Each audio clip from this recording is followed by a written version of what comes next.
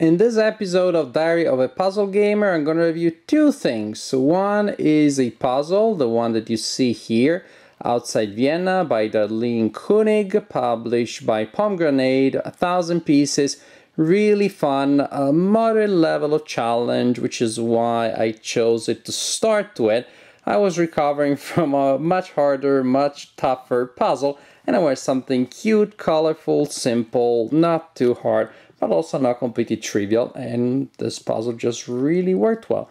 And the second thing I'm going to review is the storage system, the box in which the puzzle is sitting, which is called Jigstore, published by Jig Things. I think you can see the pattern here. Jig Things is a company of people making products for jigsaw puzzle enthusiasts, and this is a storage system that stores 10 puzzles, one on top of the other, sandwich style, which saves you space in case you want to preserve your puzzles without having to break them down.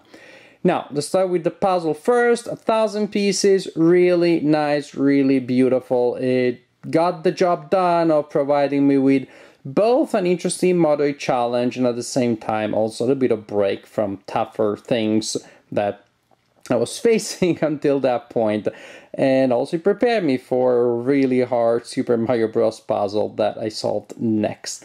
So beautiful, the colors, the shapes, vaguely cartoonish, simplified, but then again, moderate level of challenge, because sure, certain areas are very distinctive, like this area here, or these trees, but yet at the same time, that top area, I don't know why, I found particularly challenging.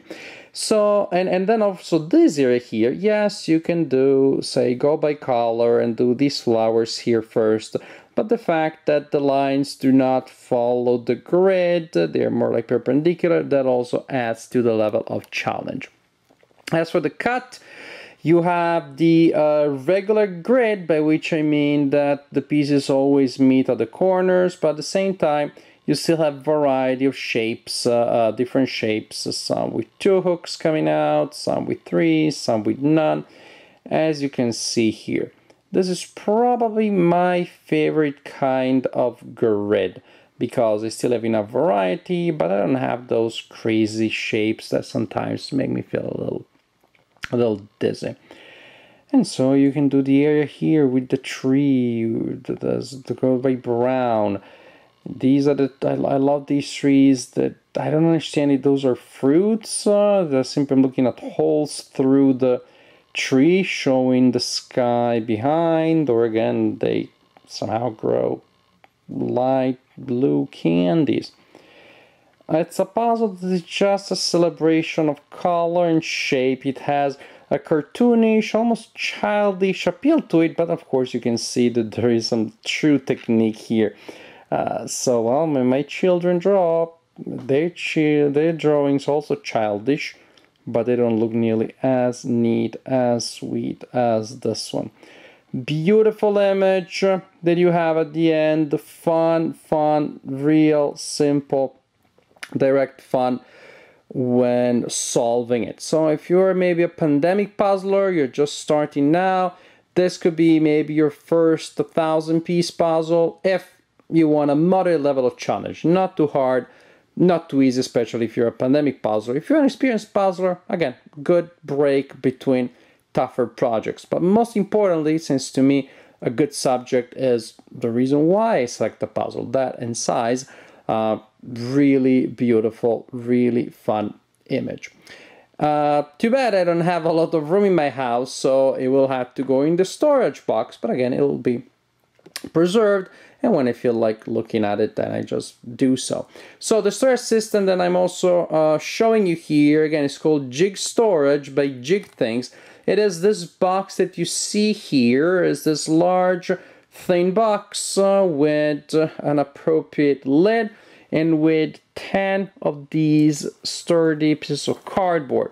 The way it works is that you place a puzzle on one of them, and then you stack them one on top of the other. You may remember from my previous videos the puzzle, the Alma Thomas, under that we have the Harley Quinn, under that we have the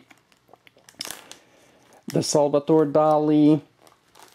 Oh, the Dali, the Mod Podge got it stuck to the previous, to the other layer. Oh no, it wasn't the Dali. This is the Fantasy Paladin, and I just lost her a piece because of that, but it's in here, stored in the jig box. So the beauty of this is that you can stack 10 puzzles one on top of the other, and then when you want to look at them, well, you open the box and then you spread them around and you just enjoy them.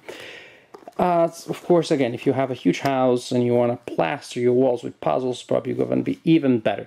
But I wonder, but how does this actually store them? Well, again, it comes with 10 of these thick sheets of cardboard.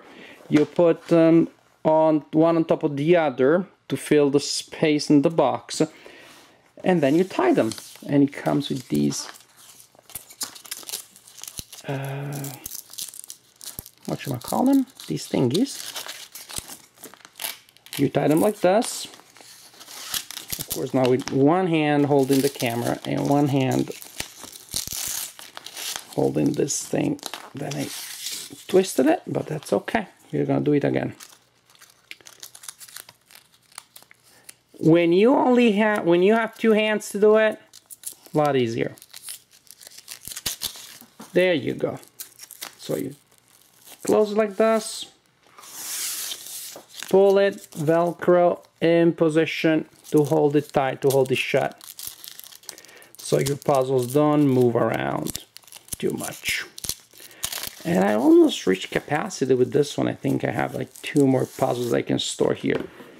And you close it, and that's it. You have a box that keeps and preserves your puzzles, and you can store it vertically next to, I don't know, between the closet and the wall, that small area that doesn't really do anything, whatever you want to do. So this is one way of storing puzzles that I discovered recently, and that, for example, costs a lot less than if I had to buy 10 frames that I, by the way, wouldn't have room on the wall where to put them.